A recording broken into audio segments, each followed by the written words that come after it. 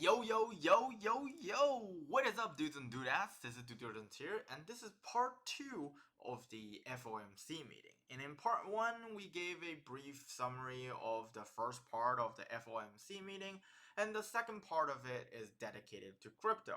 So in the first part, we talk about tapering, the potential of tapering, the potential date, the potential end date. I think we didn't mention that Powell said the earliest the taper date will come was probably November, but really, you're really looking at October's, report, the job report, and everything to determine whether there's gonna be a potential taper. But honestly speaking, I don't think the job market is going anywhere. If you go look at other supplementary data, it's actually pretty hard to find a job, if you ask me, or ask anyone who's seeking a job right now. If you go and backdoor Indeed.com a little bit, you won't know that a lot of those things are a little bit questionable in terms of whether there's a bigger job supply than job demand. And right now, the economic situation is in a very tricky spot, per se, because you have a job supply actually shifted to the left, which means you have to have less job really is looking for workers, especially in the lower bracket, the less skilled bracket, right? But if you're like a programmer, if you like a I don't know, an actuarial person, or maybe you have a CPA or whatever, then you will probably find a job, right? You will probably even have a higher wage than before.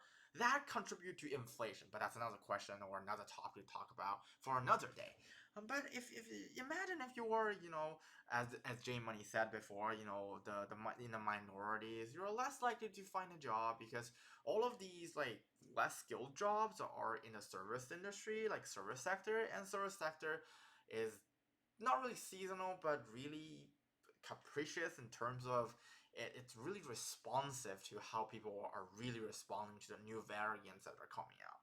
And I'm not a doctor, but I'm just saying there are a lot of them to remember: the mu, the alpha, or whatever, right? Let's go back to the main topic here. The main topic is crypto. So on the FOMC meeting, J Money said something very interesting about crypto.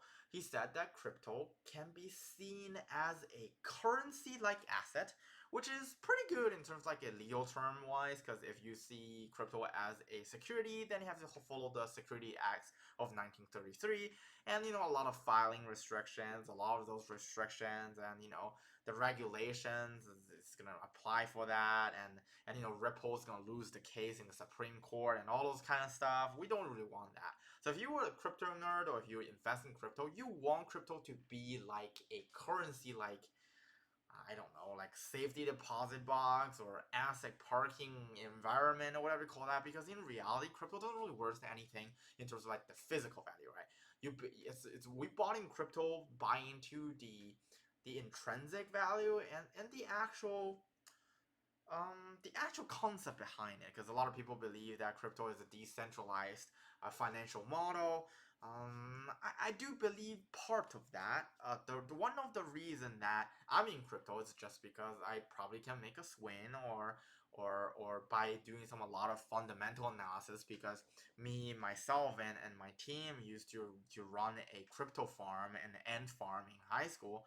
And it was pretty fun. Back then, we didn't see a lot of value of crypto, so we didn't really save up any Bitcoin. Yeah, unlucky for us. Otherwise, we probably don't even need to, do anything anymore. I probably have like one or two somewhere parking in my old computer that I have no idea how to track out because I don't remember my private wallet code and my password. But anyways, I mean, DD lost money, so then you guys know that, hey, next time, probably write it down in a notebook and, stick it somewhere or just tattoo it on a body, right? So if you unpack J Money's argument about crypto, then actually the crypto will probably see a rebound. This is why in Patreon early on this morning, we talked about crypto. We talked about crypto do have a buying point this morning.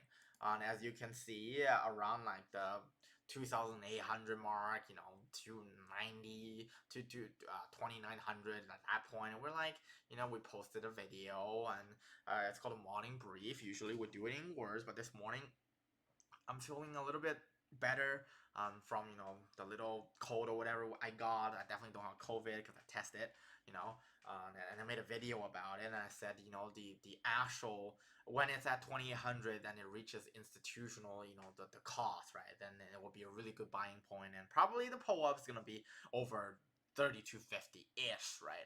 And if the FOMC meeting goes well, then we probably will see further, green candles, and because AMC is actually accepting crypto for their movie now, including Ethereum, and in my own opinion, Ethereum is one of the only crypto asset that if you mine, it can actually make money.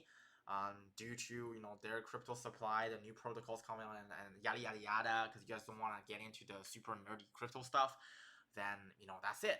And apparently, if anyone will listen to me, you probably, if you just buy one Ethereum, you maybe made about over 200 $300, right? It's pretty good. It's a pretty good return, and I mean, I always think that Ethereum would be a pretty good, a medium term asset to hold if crypto doesn't crash. If crypto crashes, then it's like the municipal bond market, right? One day, if it decides to crash, then it's just gonna crash all the way. But anyways, I think the Fed meeting sort of cleared up the unclearness or the fogginess about crypto. Because if they don't classify as security and classify as a currency, you will see a lot of investors will be more interested in crypto in terms of its liquidity, in terms of the tradability, in terms of the future value of it. Therefore, I think it is a really good a really good news, and it didn't really talk about Fed's own crypto platform that much. I was hoping that they would talk more about that and elaborate on their contract with that MIT team they hired, and then I want to sort of look at the further future in the crypto market, because I do really think that consolidation in the crypto market is what's going to happen next, but I don't know how they're going to do that. So I was hoping that the Fed is going to give us some clarity on that, but basically Jerome got paid to say vague things and show off that he got a lot of municipal bonds. Basically, he's technically rich. And by the end of or in the middle of this crazy FOMC meeting, they actually talk about some ethical concerns about Fed officials holding some bonds that Fed are purchasing, holding some assets that the Fed are purchasing, and all this kind of stuff. Ethical guidance and yada yada yada, all the things that we don't really care about, because at the end of the day, I mean, if you're in power, sometimes as the common people, we can't really control them, and we really just want to see a lot of honest people in power. So hopefully those people get punished. If not, we as retail traders, or we as I think we're like in between retail and institutions. So we just we're just dude traders. All the dude traders, we just or beaver traders, what do you call that? And we're just making money from like one thing or another. If they get punished, then we can also make some interesting plays. If they got punished, and then probably some of their own investments actually get hit because of the public scrutiny, and we can make a little bit of money out of that. Okay, we're broke people. We just want to make some money here. All right. All right. See you guys on the upside. Hopefully, you guys love this kind of content. I know it's a lot of things to take in, and it's like more like half speculation, but most of the things are really factual and sort of like getting a little bit filtered, because there are a lot of like wombo jumbo, and there are a bunch of finance linguals I'm trying to eliminate and make it as pure and simple as possible for you guys. Because in generally speaking, if nothing really goes wrong, then crypto are probably just gonna. It's the same thing you will see a huge similarity with this crypto movement here, right? Onto SPY, like right here. It's literally the same. It's just crypto is trading constantly, so you won't see a huge gap. But if crypto also take breaks, then you will also see a gap like from here to here, right? It's the same thing.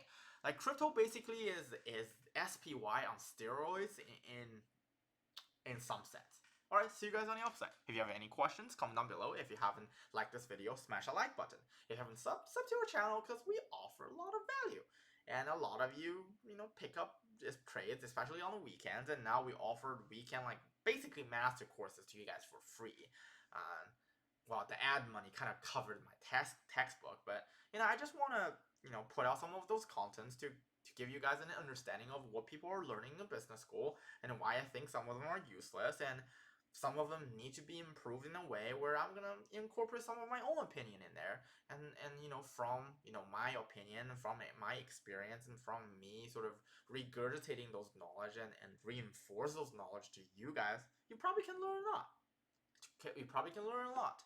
See you guys in the upside.